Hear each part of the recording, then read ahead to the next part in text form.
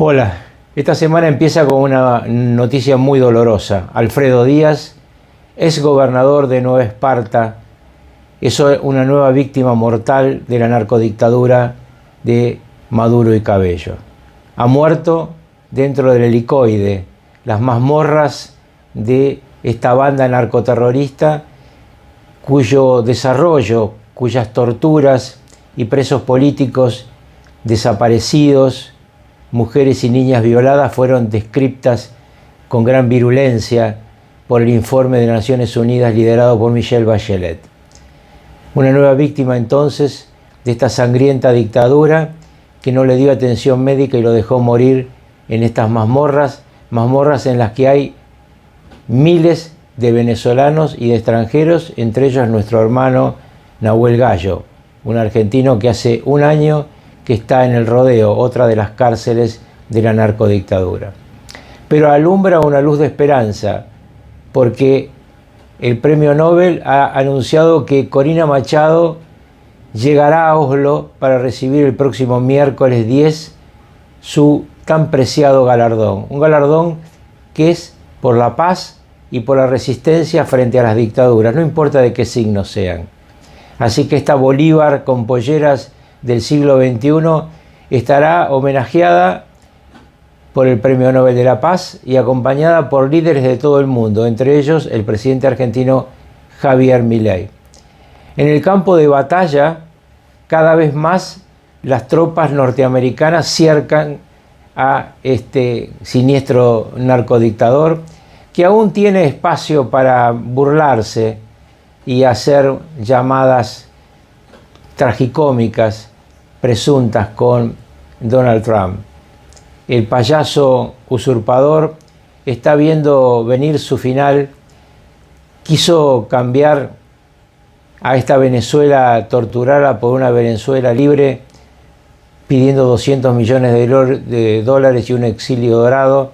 No recibió la aprobación, afortunadamente, de Donald Trump, y cada vez más los barcos de Espada del Sur, de la operación de limpieza de narcoterroristas iniciada por Donald Trump, se acercan al territorio venezolano. Ya hay informes de satélites europeos que muestran a los lanzadores de misiles, los buques lanzadores de misiles dentro de aguas territoriales venezolanas, y los aviones del Gerald Ford y los B-52 que vienen del territorio norteamericano, más los F-35 que están ahora en República Dominicana, están alertas para cualquier operación en cualquier momento. Será este un tema que vamos a tocar esta tarde a las 7 de la tarde de la Argentina con Agustín Laje en su canal. No se lo pierdan, porque ahí vamos a dar muchas más explicaciones. Como siempre digo, acá hacemos un pack de noticias, pero ahí daremos muchas más explicaciones de lo que está ocurriendo y lo que va a ocurrir en los próximos días por la libertad del pueblo venezolano.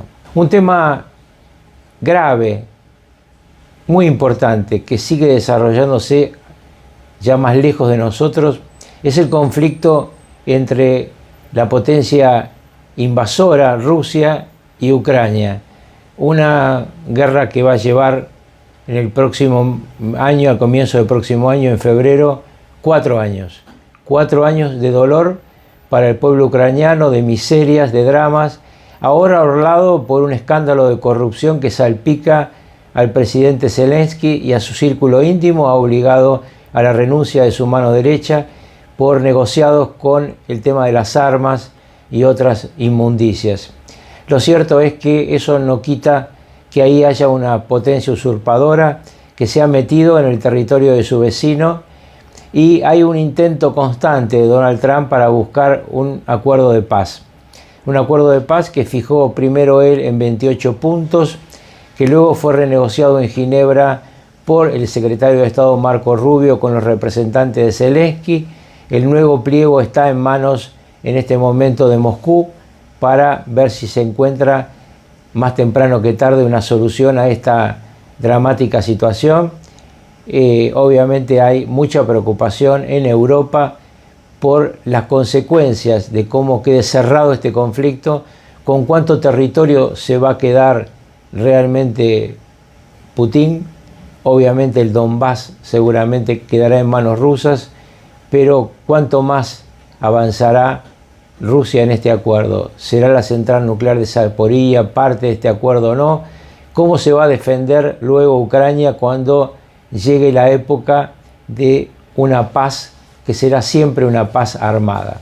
Por otra parte, Europa se encuentra muy preocupada por el último documento que ha sacado Estados Unidos respecto a la situación en Europa.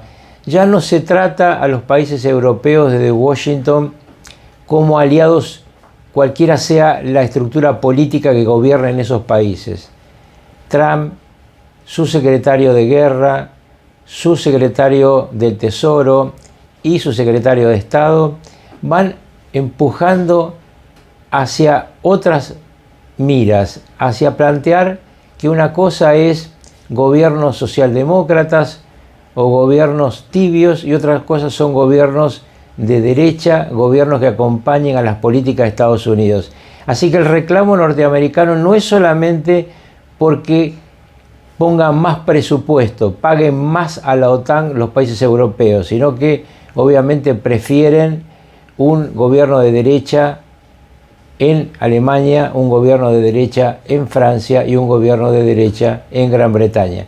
3 países claves, hoy gobernados por hombres a los que Washington considera dudosos, y Washington replantea también en este documento la crisis de la civilización europea. Esto es, cómo Europa se ha dejado ganar por el islamismo y va perdiendo identidad.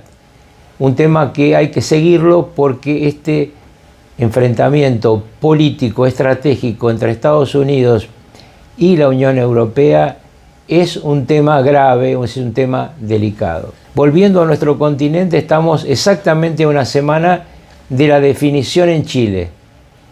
El próximo 14, los chilenos en segunda vuelta van a elegir al nuevo presidente o presidenta, porque hay una mujer, Janet Jara, frente a Kast.